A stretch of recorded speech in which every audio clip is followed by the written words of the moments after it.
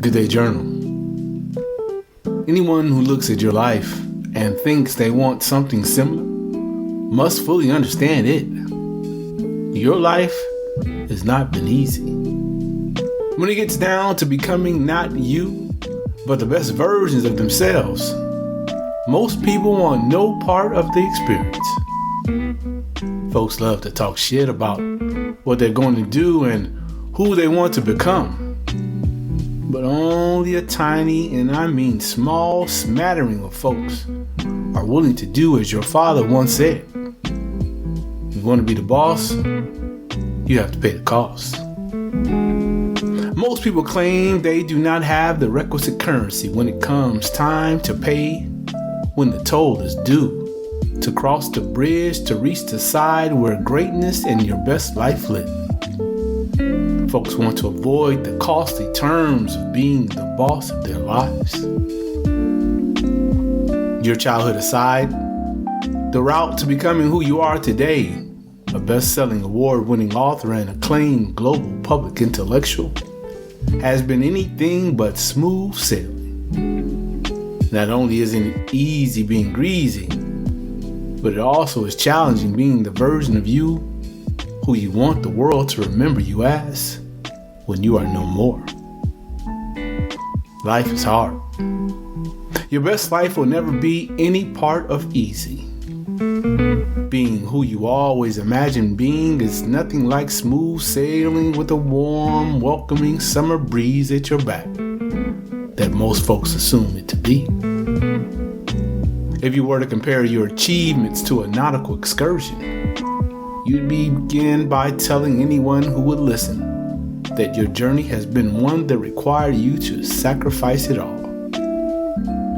To be who you are today started like the guests who boarded the SS Minnow with Gilligan and the skipper too.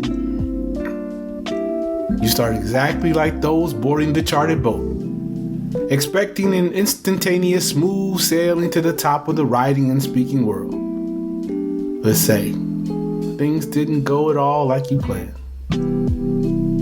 Like those touring with Gilligan and the skipper, you were lost on an island for a long time.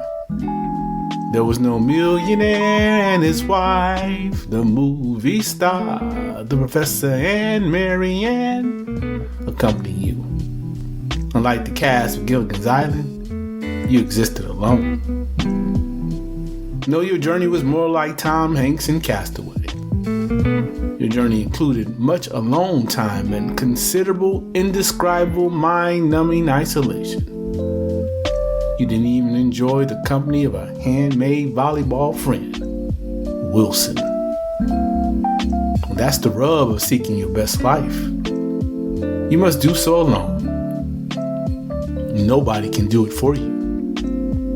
Your best life requires the best of you, first and foremost. When you want to be who you always imagined, you have to be ready to sacrifice it all. You need to be prepared, willing, and able to get into a small boat or raft to roll out into the middle of the ocean by yourself. There in the middle of the ocean is where you must construct the vessel alone that you want to sail in across the world, the yacht you might want to use to pick up those you love and adore, or the ocean liner you might want to allow the least of us to board that you may help serve, make sure they know that their lives matter. Alone, it's up to you to decide how you will make your triumphant or tragic return, or if you return at all.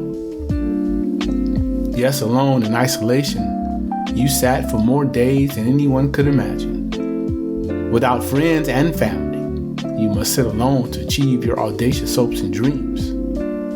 Without a lover's warm and assuring embrace, you will independently happily exist when you are serious about becoming who you always imagined. As your father said, you must pay the cost to be the boss. The thing is that even your dad, in his military-like way, didn't do an adequate job of making sure you understood just how difficult this battle for your best life would be. Every day to be who you want to be when you are no more, you must fight with the you who wants to have their cake and eat it too. You can only have cake if you bake it. And that's what the sacrifice requires. You must bake the cake before you can eat it. Nobody's going to bake a cake for you.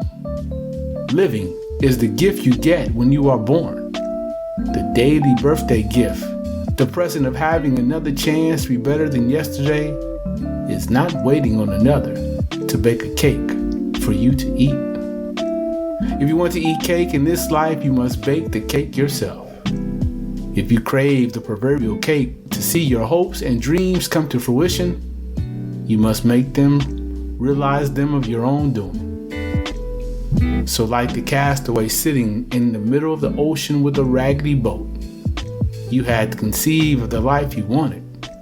And in your mind's eye and heart of hearts, you had to believe that the life you envisioned would manifest. The work that occurs away from everyone is the most critical. Alone is where self-improvement occurs. Isolated is when me, myself, and I go to work to determine if we are serious about who we want to be.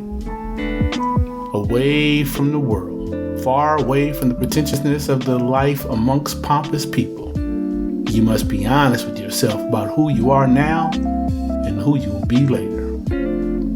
When you are shipwrecked and soul-wrecked, you must come to terms with what your dad said. If you want to be the boss, you have to pay the cost. The cost of no longer being stranded in an undesirable life is high. The wages for this great life of yours are excessive. You had to lose a lot to gain abundantly. You lost connections with friends and contact with those you loved and adored. Yes, you gave up a lot to be who you are today. But your answer is always the same when asked if you would do anything different. No, I would not change a thing about my journey. Sure, I lost a lot along the way. I lost friends, family, and loved and adored ones. But what I gained was far more valuable. I do not intend to devalue or underestimate the worth of anyone in my previous life because their value is incomparable and indescribable.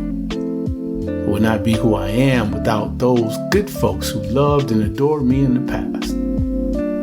We are all an amalgamation of every experience and every soul that pours into us.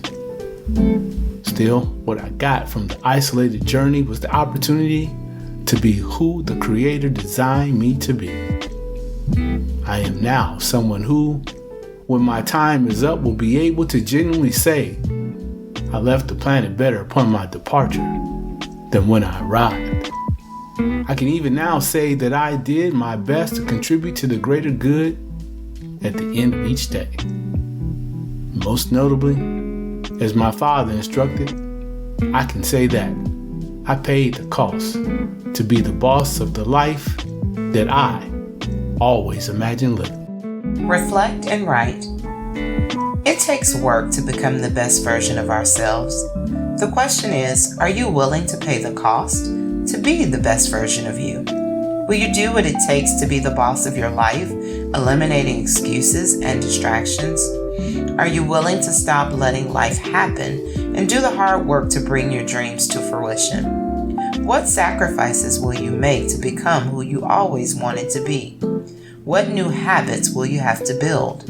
What old habits must you break? Who do you need to disconnect from to get where you want to be? Can you go it alone when the journey requires it of you? These are all considerations we must make when deciding to be the best version of ourselves. Now act. Take time away. If you can book a solo trip, do so to begin to conceive the life you have always wanted. You need time to see it in your mind and heart to believe that the life you envision will truly manifest. Nate advises us that the work occurs away from everyone else and it's critical. Alone is where self-improvement occurs. Isolated is when we go to work to determine if we are serious about who we want to be. If a solo trip is not in your immediate future, carve out time to get away from everyone, even if it's just for a few hours, and begin the process of seeing your best life and best self. No one will do this work for you. Only you can make it happen. Once alone, begin writing what your best life looks like. Be descriptive and specific. You can't get to your best life if you don't know what it looks like. Make the time. Your best life is waiting for you. Now journey forward.